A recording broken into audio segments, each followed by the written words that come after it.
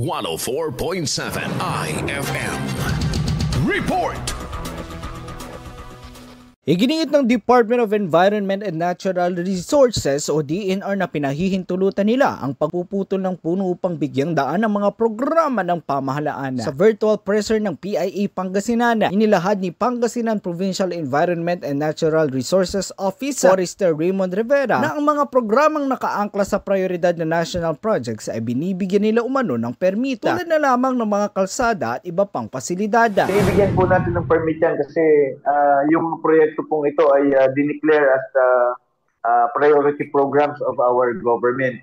Pagbibigay ng kalsada at paglalagay ng mga access roads para po yung ating mga produkto ng ating mga farm siguro at yung mga kung sakali na kailangang dalhin yung mga tao from one point sa isang lugar pa, mas maging mabilis. Nilinaw naman ni Rivera kasi sinisiguro nilang mapapalitan ng mga ito.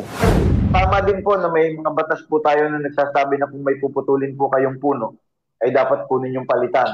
Bagamat gusto sana natin, ideally, ayaw natin kahit na isang puno sana ay may maputol, pero may mga proyekto kasi tayong kailangan nating suportahan.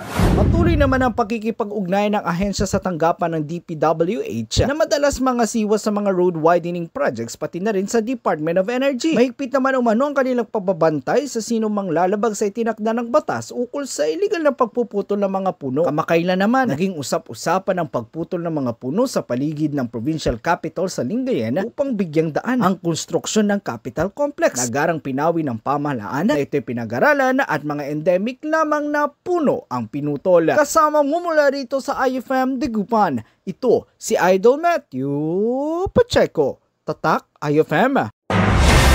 IFM News. IFM News. IFM.